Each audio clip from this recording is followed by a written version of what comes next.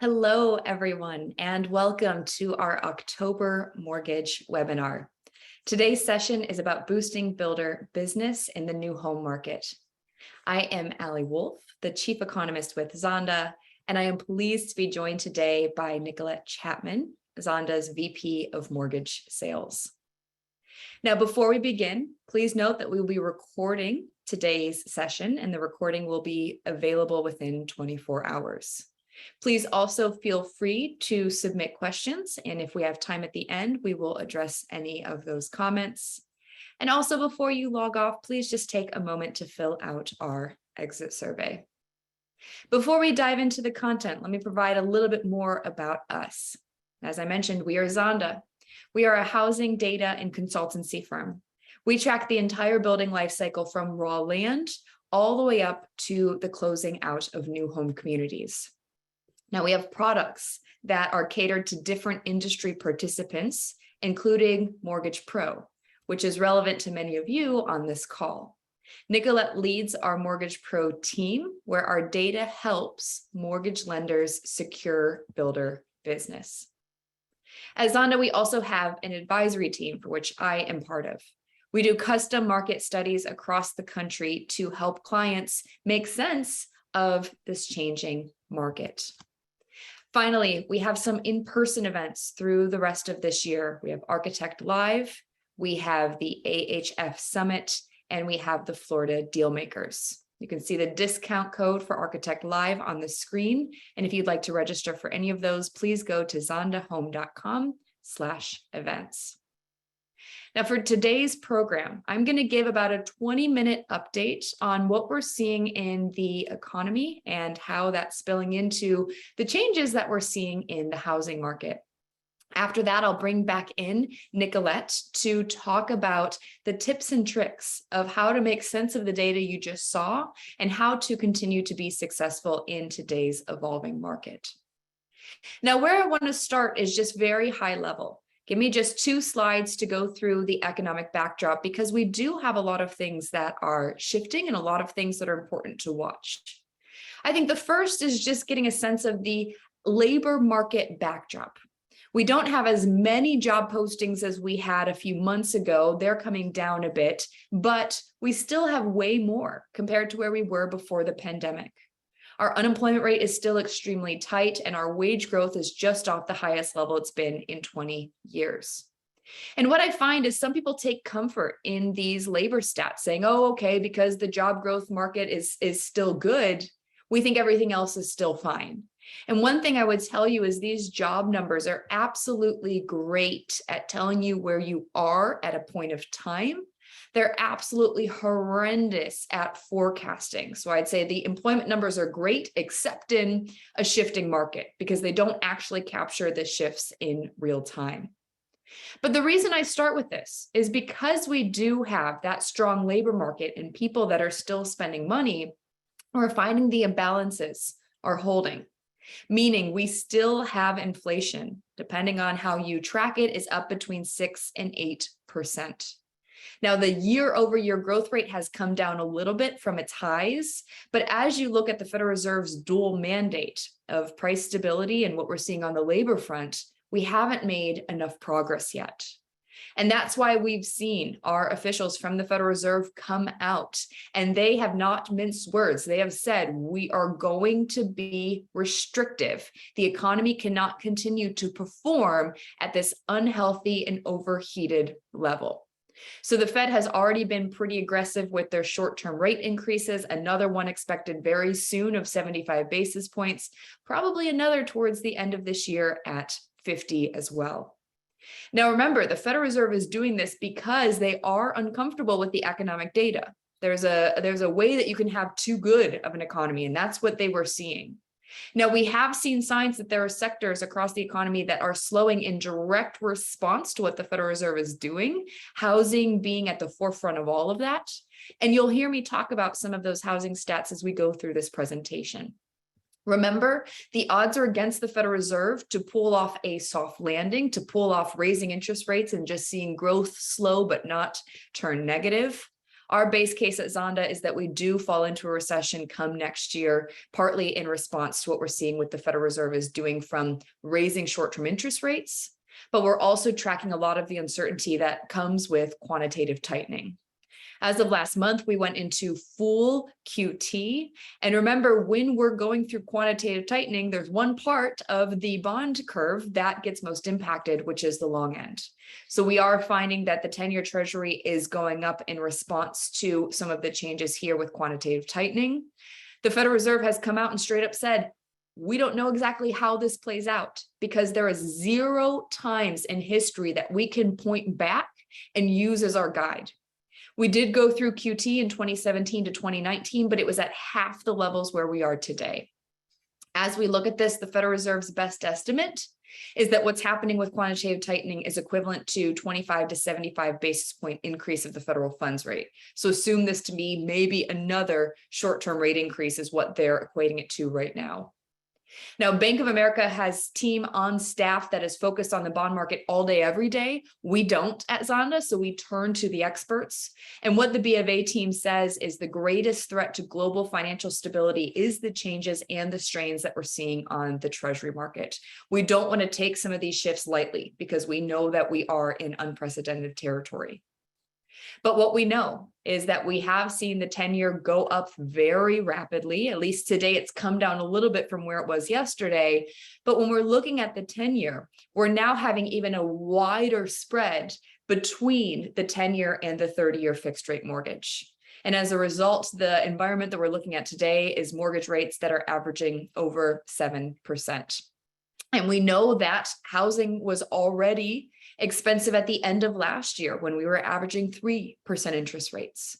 So as we go through this presentation, we're going to have to acknowledge that historic payment shock and the fact that really no one had anticipated that rates were going to be over 7%, at least when we were talking to other economists at the end of last year, ourselves included, but economists had not called for 7%, builders had not called for 7%, existing homeowners and realtors and loan officers for the most part did not expect it as well. So as we're looking at the impact on the ground, when we talk to home builders, 2 of their top 3 issues are related to affordability and qualification issues. Another key issue is confidence and hesitancy from buyers. And in some cases, some consumers are still able to purchase a home despite the higher mortgage rate, but are unwilling to, at least right now, just because of some of the uncertainty related to it. And as a result, when you look at existing home sales, when you look at new home sales, we have seen a dramatic pullback. Now, from the existing home side, we're talking sales that are back to 2014 levels. On the new home side, we're seeing that total transactions nationally for new homes off about 4% compared to 2019. Now, I think all of us understood that the froth that we saw in the housing market over the past couple of years wasn't sustainable. And so the reason we highlight 2019 for us is that's our sign of markets just getting back to a more healthy level of growth. As we layer in, this is data through September, as we layer in our real-time stats from October, it does seem that the new home market has slowed even more. But when you look at the market, what's interesting is trying to look at the breakout between the existing home market and new home sales. Nationally, existing represents 90% of the market, the new home represents 10%, but it does vary by market. And if you're looking for where are some of the opportunities still and where are builders going to need really good lenders in play, take a look at this list. This is where you have the highest share of total closings: Austin, Indianapolis, Port St. Lucie, Boise, Sarasota, Jacksonville. As you look at this list, this has a combination of markets that are still holding up, all things considered, and markets that are struggling beyond struggling to get sales. And I think there's opportunities on both sides of that discussion point. But as we look at the average sales rate, what you should know about this is just our way of looking at where are there the best sales across the country, regardless of inventory. We want to take the inventory discussion out of this and just say, if a builder has homes to sell, how well are they selling? On the right-hand side are the markets that are outperforming. Lots of concentration in the Southeast, in the Midwest. Now, this morning I did a presentation with another group, and each of the presenters, ourselves included, showed Miami was at the top of the list. Miami is bucking really all of the trends, barely softer than where it was over the past couple of years. On the left-hand side, Phoenix, Sacramento, Las Vegas, Denver, Riverside, Seattle, Austin. These are markets that we're now classifying as weak. We have seen pretty dramatic changes in those markets, but what's interesting and highlights the opportunity is there's still a lot of homes that are on the market that potentially could sell, and trying to find the right buyer for that and trying to figure out what the right affordability makes sense.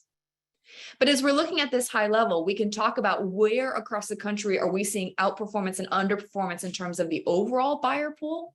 And then you can also cut it by buyer group. So we go into each of the markets and we adjust them per themselves. So we say, what is the lower third in Orlando? What is the lower third in Las Vegas? Lower third to us means that entry-level market. And as we look across the country, we have found that the entry-level market is underperforming the rest. When you look at this table, you probably see the biggest drops in Vegas, in Phoenix, in Seattle, and Sacramento. Those are markets where you've really seen home prices to income get so out of whack that you have seen that lower third who's buying off of income versus wealth struggling. Now, from a builder point of view, this is a great place where if they could partner with a good lender to try to make sense, they could try to continue to sell homes here, because this is hypothetically the largest pool for demand, the most opportunity. But in a rising rate and in a higher home price environment, this group is getting harder than others. Then you look at the middle third and the upper third. Middle third, we generally say is move up. Upper third, we generally say is high end. All things considered, a little bit more of an outperformance. In some cases, because there are more cash buyers, or maybe people have more money to bring to the table where their overall loan amount is not as high, so maybe they're not as sensitive to the higher interest rates. In a lot of cases, still the existence of those relocation buyers come into play.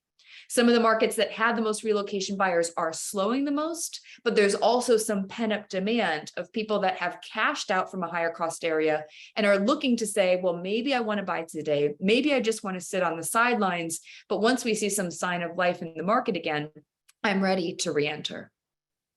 For all of this, of course, there are some buyers that aren't going to have that interest rate sensitivity. Again, maybe because cash, maybe because there's just enough wealth out there in their realm that they're not as interest rate sensitive. But we know that consumers are trying to figure out how to make the market work, but it's a tricky environment.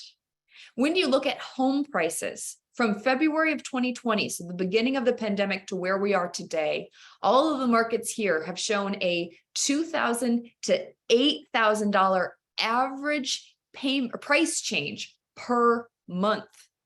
These are massive numbers, because we do know that incomes have gone up, but we also know that inflation has been eroding a lot of that income growth as we've looked over the past year.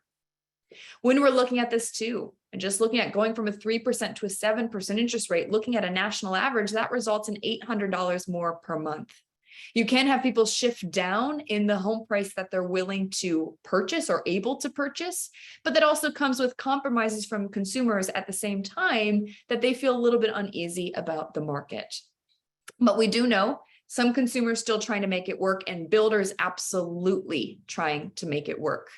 We have over half of all of the new home projects right now that have incentives. 80% of builders are raising incentives month over month. And a lot of these come down to your realm, looking at money towards closing cost, extended rate locks, mortgage rate buy downs, different things to help sweeten the deal and to help with the math to get consumers to go over the finish line. We're also seeing builders that are willing to drop their price. So right now, as of October, know that this is data that we collected through last Friday. So not the entire month of October, but it's our way of getting some real-time stats ahead of what we would get publicly available. We have 3% of builders that raised prices, 60% of builders that held their prices flat, and a record high for us, 40% of builders that have cut prices as of October. Now, when you look at this, many of you may know a builder doesn't want to cut prices. That's risky because they have buyers that have signed a contract that may feel uncomfortable if they're seeing other prices are coming down. Now, in some cases, builders are going back to people in backlog who now are at higher risk and saying, well, what kind of incentive can I do? Or what kind of change can I do to the price so that you're going to continue to go through with the purchase? In some cases, builders are doing price drops just to drive some interest in their communities. And I don't think the full extent of the price changes will show up in the data for a while. We got Case-Shiller's data today, and know one thing about it, it is lagged. That is looking at closings, it's looking at contracts from a few months back. It's not actually telling us the reality. What we do know most certainly is that home price appreciation is rolling over. Generally, we're still seeing home prices up on a year-over-year basis. A couple markets on the margin are starting to show that there are actual home prices declines right now. But this is where it becomes important too, is because we know that there are some sales that are going through. We know that there are some buyers that are sitting on the sidelines. We know there are some buyers that are actively choosing to cancel their contract. Maybe because the market just feels uncomfortable, again, moving to the sidelines, maybe qualification, maybe they're just not going to put up with some of the same things that buyers were willing to put up with over the past couple of years. When you look at the cancellation rate in the new home market, we're now averaging about 22%. There are some markets across the country, namely in the Mountain West and the Southwest, where the cancellation rate is 60%. What builders are trying to do is going back to those buyers in the backlog and seeing how can we make sure that you can go from the contract sale to the closing. And this is when builders and realtors need to rely on those good lender partners to make sure that they can continue to see those transactions move forward. Now, as we look at the market, the good news is, in all of this, and it's kind of good news and bad news depending on how you look at it, but we don't have this oversupply of inventory on the resale side, still extremely constrained on a national level, down about 35% compared to where we were before the pandemic. You see that replicated in most markets across the country. We are finding that inventory is increasing, partly of a function of sales coming down, but compared to 2019, most markets still tight. You need to look at it, though, by market, because you can't say that across the board. Phoenix, Austin, Salt Lake City, there are some markets today where active listings are now above 2019. So again, a little bit more opportunity in theory, but it's also butting up against the market that feels slower in some of those markets. As we look at the builder side, we're tracking quick move-in inventory. Homes that can be moved into within 90 days. These are very important homes to the market because these need to be sold as soon as possible. Quick move-ins nationally are up 10% compared to last year. As you look at the quick move-ins by market, you can find higher shares in some markets, a lot of the markets that I already called out. Why these become important, again, if you're talking to some people that maybe passed on a different house but are saying, maybe I want to at least explore what's available, quick move-ins are great homes because you can move in quickly, but they are some of the, and there's some of the homes where some of the incentives will be popular and there may be some price cuts. So these are some homes that are going to contribute to increased transactions in the near term. Now, the last time I met with you guys, with Nicollette, we had this slide and I wanted to bring it back because despite a lot of the headwinds, I'm not trying to hide the fact that the market is slower or different, but we need to do, and what Nicolette's going to do in about 2 minutes is start to talk about some of the strategy around the shifts. But I think just go back to the basics. Why homeownership in today's market?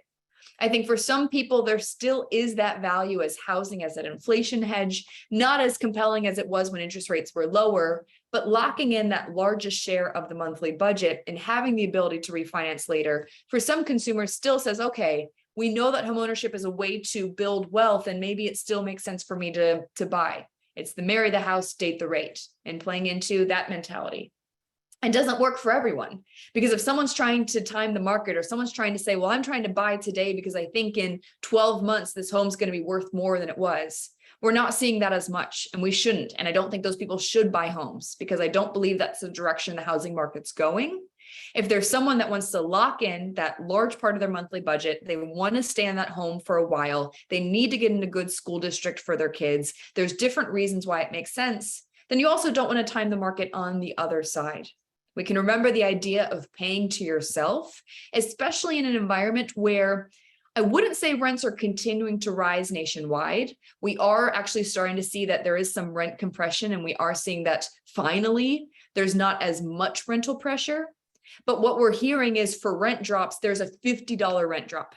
That doesn't mean that we've seen rents come down anywhere near where they were before the pandemic. You still have high rents. Do people want to pay to that landlord that elevated price, or do they want to pay to themselves over the life of the loan?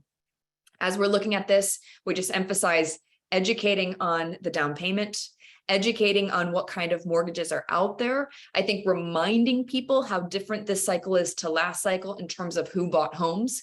Great quality buyers, good debt to income ratios. There are things that should make consumers feel better about how the market might evolve.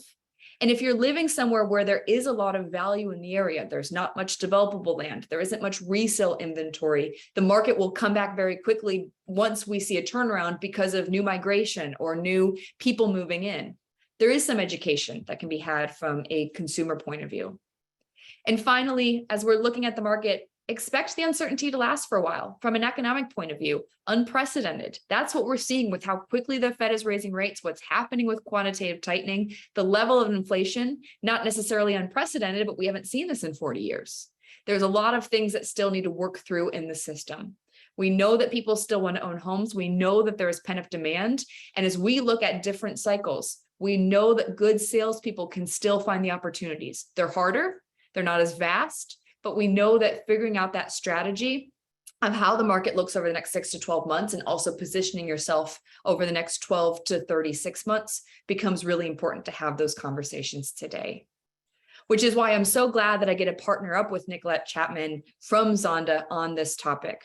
Nicollette is Zonda's VP of mortgage sales. And I think the best thing about Nicollette is not only her passion for learning and wanting to stay up to date and wanting to track what's happening in the market by going to conferences and talking to clients, but it's also that she has experience in working with builders and working in the mortgage space and trying to figure out how do you find your niche within the market and be successful. And Nicolette's had that. She has a proven history of that. And that's why I want to pass it over to you, Nicollette.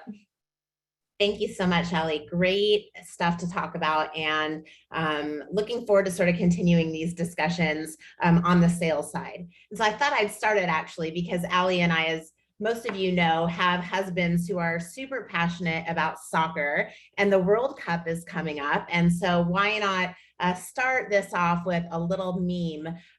This is Erling Haaland. He plays for Man City, plays for Man City in the front. And you can see here he's getting kicked in the back here by the Fed.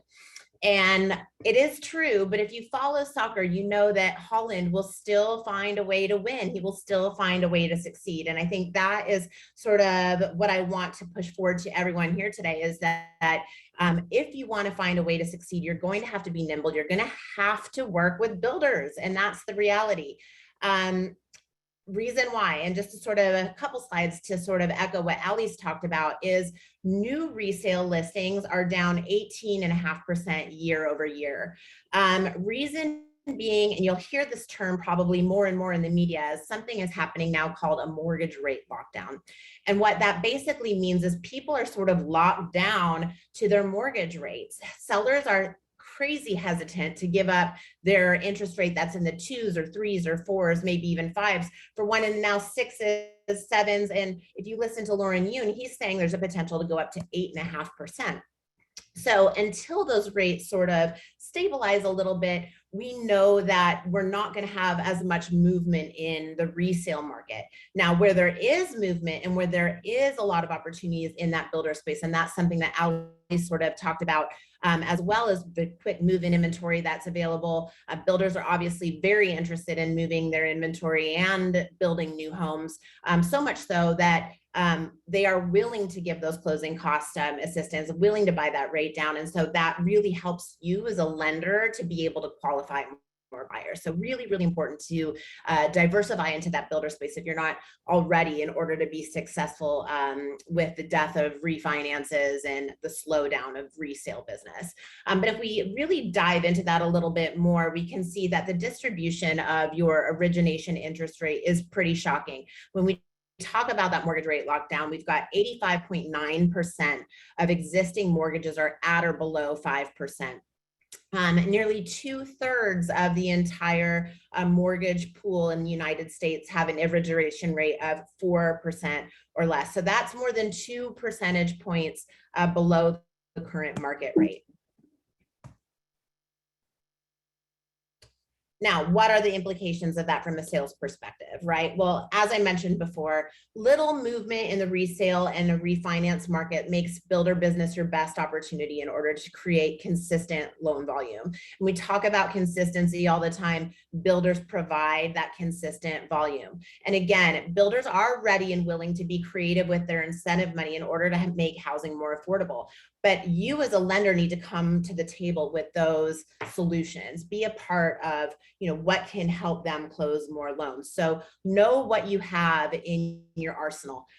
Are you trying to offer extended rate locks? And yes, these are important even in this market. Why? Because as I mentioned, there is that sort of idea that perhaps rates could get as high as 8.5%, and builders just don't want to be stuck holding the bag with even more inventory in those situations. Number two, permanent rate buy downs. I know there's a lot of discussion about a 2-1 buy down, but that doesn't necessarily affect a buyer's ability to qualify long-term. So a permanent rate buy down, if you have one, offer it. They are a great win. If you don't have those solutions, it doesn't mean that you can't compete. Maybe be creative in, paying the MI up front so that you can reduce the monthly payment that way. And then obviously closing cost assistance is always important.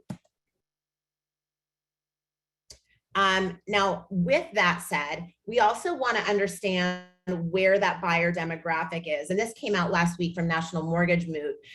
But the share of first-time home buyers has actually increased 50%. So because there's that lack of move-up buyer, that's really impacted your demographics. So you should be tailoring your marketing and your programs in order to really find and attract those first-time home buyers, and then help gear them and send them to builders so that it's a win-win for everybody. I want to point out again, we talk about builders, so important right now. The opportunity is there. This is from Mortgage Pro as of yesterday. In the last 6 months nationally, we had almost 33,000 unique builders that have closed on homes in that last 6-month period. So please know that there's opportunity that's out there. Builders are saying lenders are more important than ever. You have a lot of ability to sort of be a hero right now. And really take advantage of that time. Now let's just go ahead and recap on my end. Number one, guys, now's the time to shift. It's not a sit and wait it out, let's see what happens, be fearful environment. The most recent MBA forecast for 2022 originations is a total of $2.3 trillion, which is a 47% decrease from 2021's total. That is a massive, massive drop. Right now, the sort of discussion on the table is that there have been about 400,000 mortgage jobs. The amount of volume that exists really only warrants 200,000 of those jobs. So will you be in the 50% that makes it, or will you be in the 50% that doesn't? And that's going to determine, what your future is in this business. Purchase volume is expected to decline 12% to 1.64 trillion, and refinance volume to decline to 73% to 706 billion. So again, guys, do not wait to shift, to diversify if you want to be in business 2 years from now.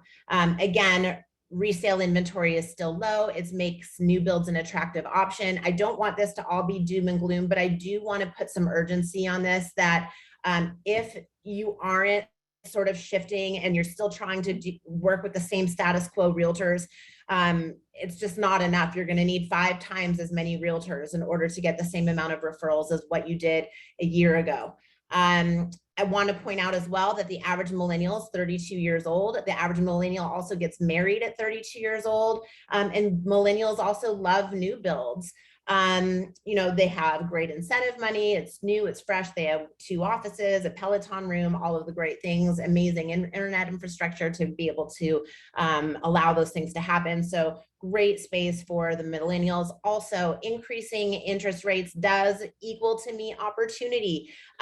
When other lenders aren't performing, go out there and be the one that does, be the hero.